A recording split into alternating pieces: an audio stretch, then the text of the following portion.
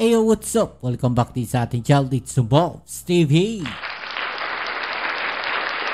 Alright, so tayo nagbabalik-balik mga babayan. At ito na nga, no? VP Sara Duterte, no? Nahuli pong sinungaling. No? Yan ang ating alamin at pag-uusapan. Pero syempre, bago ang lahat, please don't forget to subscribe, like, share, at comment dyan sa comment section. Alright, so yan, magandang gabi po sa inyong lahat muli mga kababayan at tayo nagbabalik dito sa ating talakayan. No? At ito po muli ang inyong Kuya Mobs dito sa Mobs TV. At ngayon pag-usapan natin, no, na itong nakaraan kasi, no, grabe po, no, yung naging drama na itong mga DDS mga kababayan. No? Maging si Senator Robin Padilla, no? May naging pahayag na kung saan nasa Bartolina raw. No? Itong si dating Pangulong Duterte. Grabe yung drama mga kababayan, kaawa-awa talaga yung dating Pangulong Duterte, yung kalagayan, kaawa-awa mga kababayan. Talagang grabe, no, yung kanilang mga pinapalabas, no, na kalagayan ng dating Pangulong Duterte diyan po sa ICC. No, at nagulat sila, no, nang biglang sumulpot. No, itong si dating Senator Trillanes diyan po sa dahig mga kababayan. Ino-question pa nga nila Sabi, si Trillanes daw ay pinadala ng ating gobyerno. Okay? Pero sumagot na po, no, itong dating Senator Trillanes mga kababayan. Kung maalala natin, no, ang nagsampa po ng kaso talaga dito kay dating Pangulong Duterte ay si Trillanes po, no? Sila talaga yung mga nagsampa ng kaso diyan.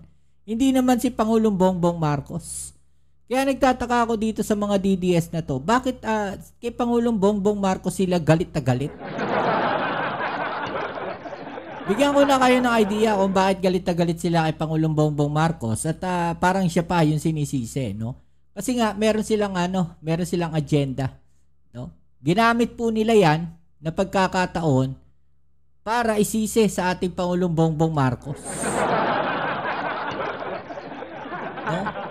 At nakahanap sila ng pagkakataon na kung ano man ang mangyari kay dating Pangulong Duterte, no, pwede nilang isisi kay Pangulong Bongbong Marcos, no, para magsimula ang isang malaking kaguluhan.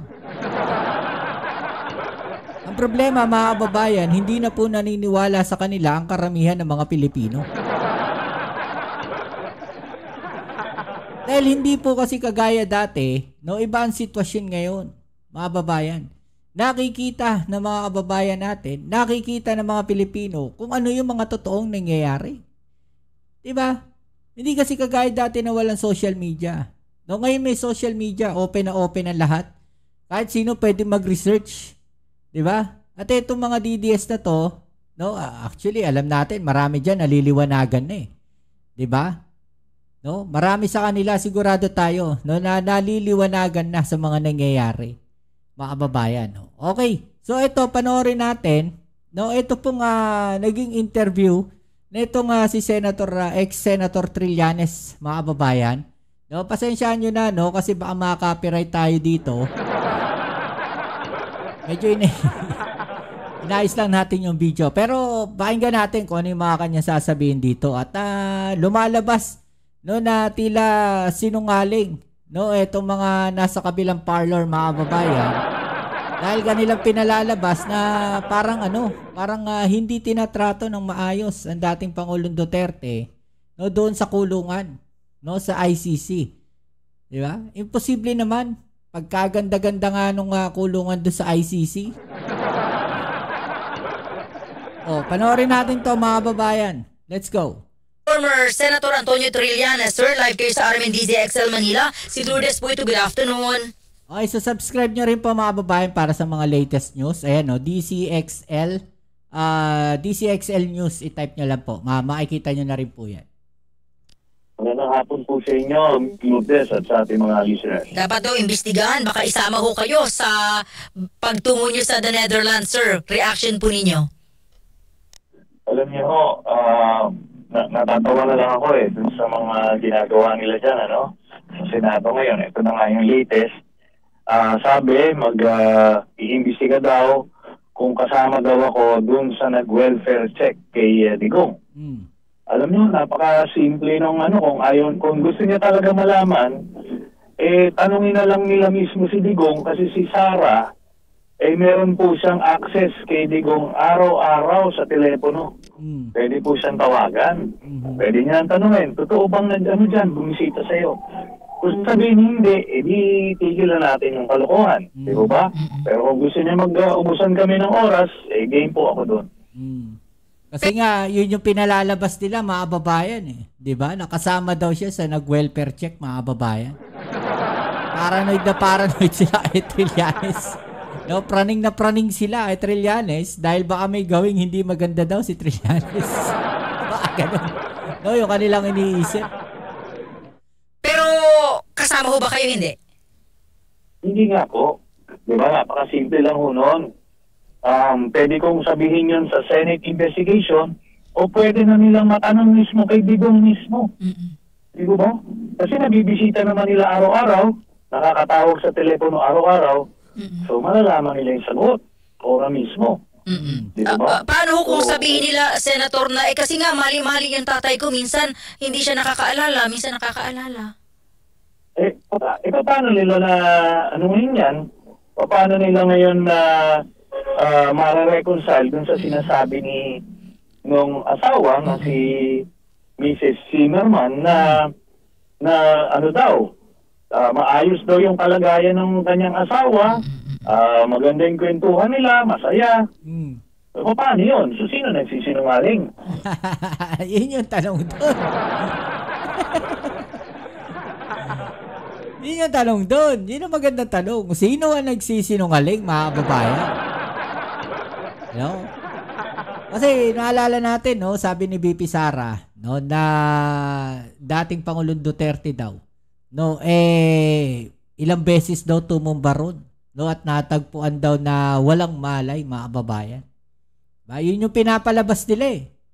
Di ba? So ito mismo, no, yung asawa po, no, si Mrs. Zimmerman, nagsasabi na maayos naman daw ang kalagayan ng dating Pangulong Duterte. So makikita natin, no, na magkasalungat yung kanilang mga sinasabi, mga babayan. 'Di ba?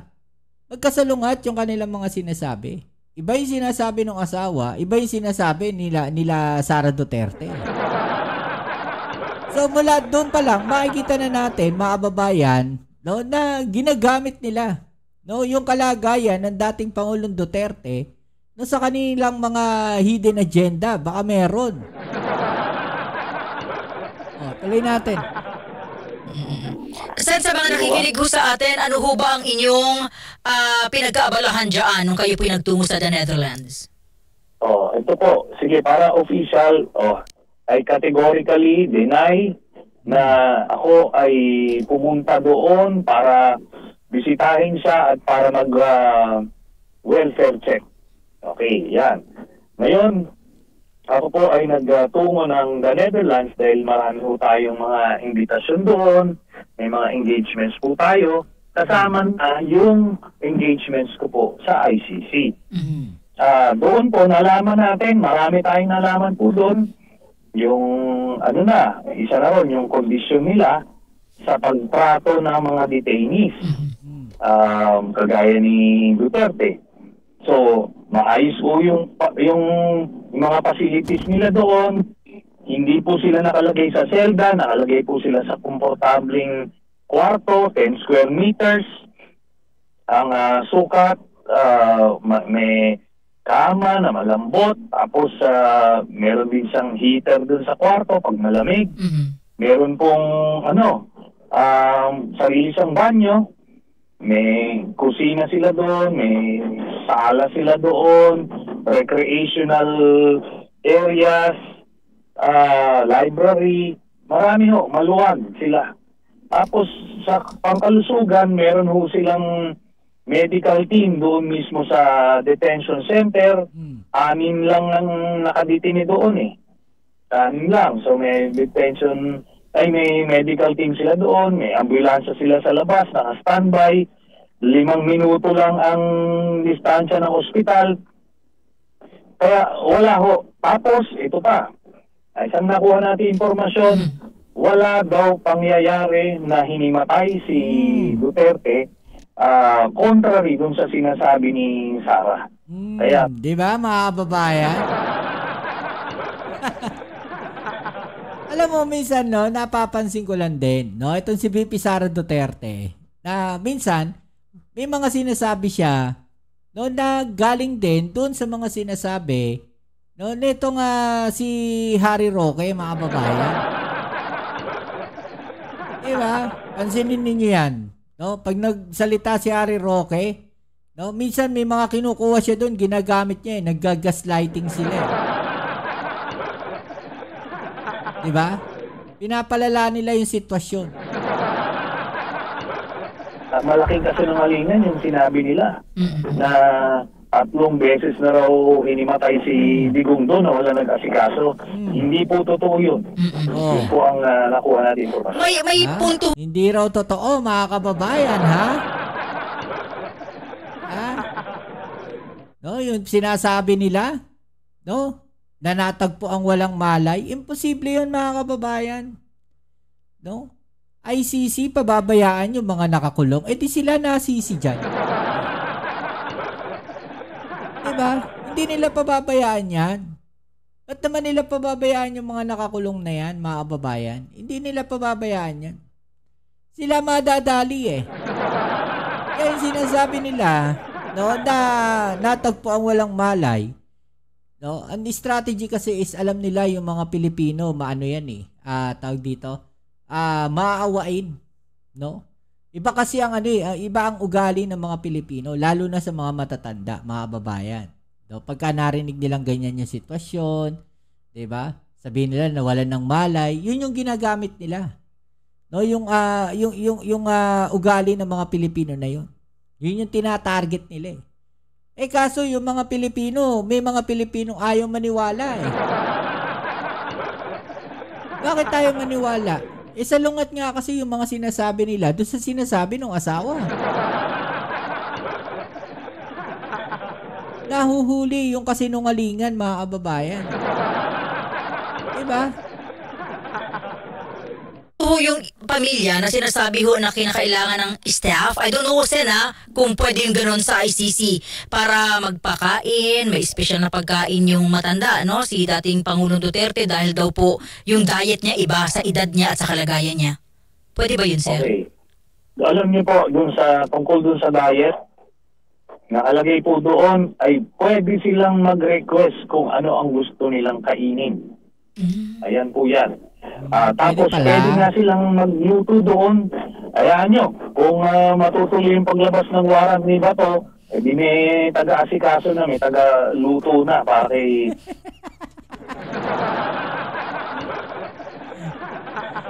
Buisit.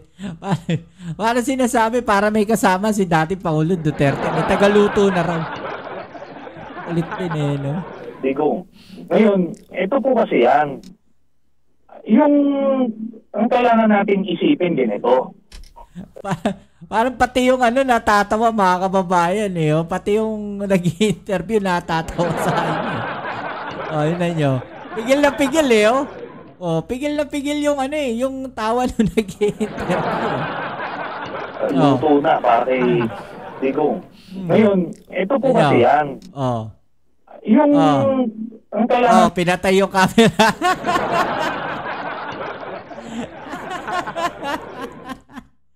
Natatawa na rin siya. Siyempre, naano siya, di ba? Parang sinasabi ni dating Senator Trillanes na, sige, ayan na, si Bato. Para may katulong na si Digong doon. Natin isipin din ito. Kulit no? Sinasabi kasi nila humanitarian treatment. Alam niyo mo ba yung mga pinapatay ni Duterte? Yung ba ay nakatanggap ng humanitarian treatment? Yan na nga. Yung ba, muso-muso lang dun, patay ka na kaagad. Di ba? Tapos ngayon, kailangan siya ay aasikasuhin. Yung tungkol doon sa pagkaroon ng parang caregiver, pwede ro doon, may mga orderly po doon na tinatawag, yung parang caregiver nga. para maghahatid ng kanilang pagkain, tapos kung ano pa yung iba nilang pangangailangan, mga tagalaba, lahat. Ano po sila doon? Asikaso. Parang hindi sila nakatira sa, parang hindi nga kulungan ng trato eh. Kaya wala silang karapatan talaga magreklamo. So in short, para na rin siyang naka-house arrest doon, mga kababayan. 'Di ba? Para na rin siya naka-house arrest doon. No, kasi asikaso nga naman siya. No, at may mga taong kasama siya doon, mga kababayan. At anytime, pwede naman bumisita sila VP Sara Duterte. 'Di ba? O baka nalalayuan na lang kasi. Gusto nila medyo mas malapit. Ngayon, yun pong sitwasyon niya, uulitin po natin, bakit ba siya nakakulong ngayon? Bakit ba siya dumadaan sa ganyang mga mga karanasan? Dahil nung siya ay presidente, alam po natin ito lahat, nag-utos siya na ipinapatay yung libo-libong mga Pilipino. Napanood po natin yan, nakita po natin sa mga mga barabarangay. Saksing buhay ang mga Pilipino. Tapos, bawal po yun. Bawal magbutos, magpapatay. At yun po ang dahilan kung bakit siya nakakulong doon. Hindi po yan... si Vic Rodriguez yun, mga kababayan. Ayun, nasa likod. Vic Rodriguez. Tsaka si Glenn Chong ba yan? Butos, magpapatay. At yun po ang dahilan kung bakit siya nakakulong doon. Hindi po yan inimbento lang namin o kung sino man. Sen, yung inyo po mga kasamahan sa Senado, naaawa na sila sa kanyang kalagayan kaya meron pong panukala at pinaburan ito yung house arrest sa kanya. Ano po yung inyong komento rito? Unang-una, wala pong visa yon. Kasi ang ICC ay hindi pakikinggan ang sabihin ng Senado ng Pilipinas. Kahit na madala dyan sa resolution na yan, si President Marcos at yung Pilipinas mismo ang manawagan sa ICC, hindi pa rin po pakikinggan dahil hindi na tayo miyembro ng ICC. Ang pwede lang pong mag-host ng isang detainee sa isang interim release ay ang miyembro lamang ng ICC. Di ba si Digong mismo nang tanggal? Yan ngayon ang kapalit nun. Kung kayo... Tapos ito, go ahead po. Yung resolution na yan, sa madaling salita, dahil walang visa yan, para lang yan sa kanilang mga supporter. Para sabihin na, kami boto niyo pa rin kami kasi maka-Duterte kami. Ganun lang yun.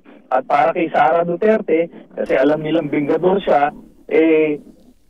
parang sumisip-sip sila na kung makasilat maging presidente itong isa, sasabihin na, pumirma ako sa resolution na yan, kaya tayo, good siya tayo. Parang ganun. Yun lang ang visa nun. Opo. Kung kayo po'y nanggaling doon at marami kayong nalaman na impormasyon, baka po pwedeng maibulong na rin po. Anong bansa raw po yung tatanggap na po sa kanya kung siya po'y pansamantalang palalayain? Base po sa nakalap natin informasyon, nung tayo nandoon, wala pa ni isang bansa na nagsabi na gusto namin tanggapin si Duterte kung sakali magbigay ng interim release. Wala. Ngayon, assuming meron pong magsabi na handa kaming tanggapin siya,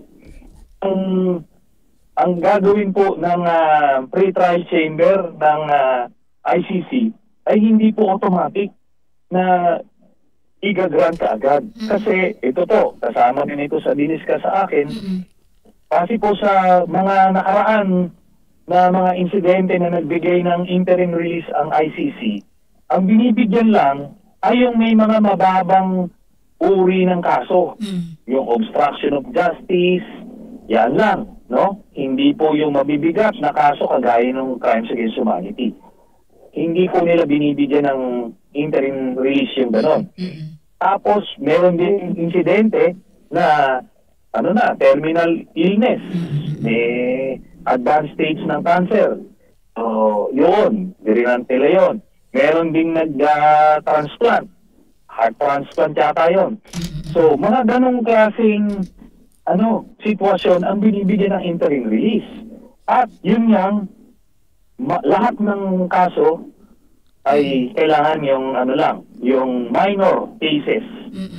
So, meaning lahat ng binigyan ng interim release ay yung may minor cases lamang. So, ibig sabihin po, nagsisinungaling yung kanyang abogado nang sabihin at itong si Vice President Sara nang sabihin na may bansa na pong willing tumanggap sa kanyang ama?